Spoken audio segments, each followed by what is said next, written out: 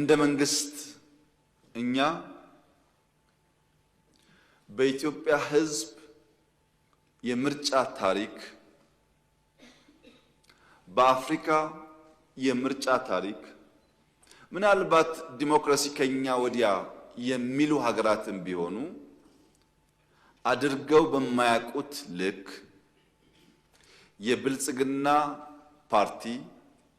ከ6 ወራት በፊት ይህንን ምርጫ በሚመለከት በነበረን ውይይት ብልጽግና ከ85% ባለፈ ወንበር አይወዳደርም 15%ን ሙሉ በሙሉ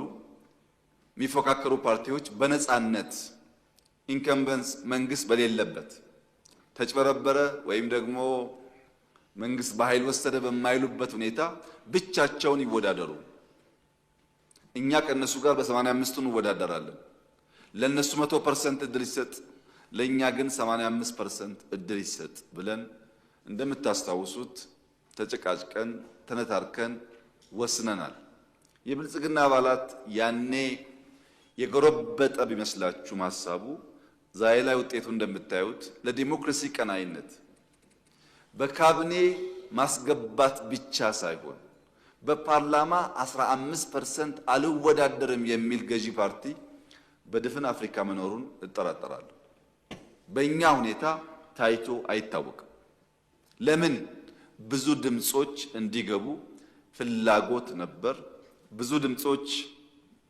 እንዲሳተፉ ፍላጎት ነበር ያን የኢትዮጵያ ሕዝብ ተገንዝቦ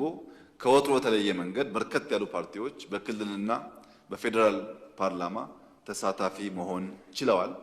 ምናልባት ማለፍ ሲገባቸው የቀሩ ግለሰቦች ሊኖሩ ይችላሉ በአብዛኛው ሲታይ ግን ሰላማዊ ዴሞክራሲያዊ የህዝብ ይሁንታ በግልጽ የታየበት ምርጫ ሆኖ እኛም እንደ ፓርቲ 15% ይቅርብን ያልነው ጉዳይ ብዙ ድምጽ ለመስማት እድል የሰጠ ስለሆነ የብልጽግና ፓርቲ አባላት እንደዚህ ባለው ወጣ ያለ ውሳኔ አካል በመሆናችሁ ኩራት ሊሰማችሁ ይገባል ይህ በየትኛውም አፍሪካ ሀገር አይታይም ይሄ ብቻ አይደለም በሚቀጥለው የኢንክሉሲቭ ናሽናል ዲያሎግ ውስጥ ብልጽግና አጀንዳዬ ካላቸው ጉዳዮች አንዱ በስልጣን ላይ ያለ መንግስት ማክሲመም 2 ተርም ብቻ መቆየት አለበት የሚል አጀንዳ ብልጽግና ይዞ የቀረበውንም በአፍሪካ ደረጃ ህገ መንግስት አሻሽለው እድሜ ሲያራዝሙ እንጂ ያልተገደበ እድሜ ኖሯቸው እድሜ ሲገድቡ ሰምተን አናቅም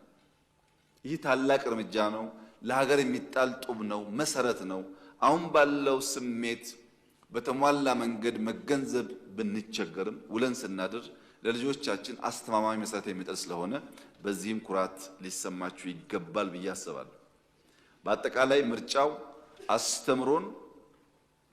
የህዝባችንን ጥልቅ ሐሳቢነትና ሰላም ፈላጊነት አሳይቶን ያለፈ ስለሆነ እኛ በዚያ ልክ መገለጥ እንድንችል ፈጣሪ ይርዳን ብቻ ነው ማለት የምችለው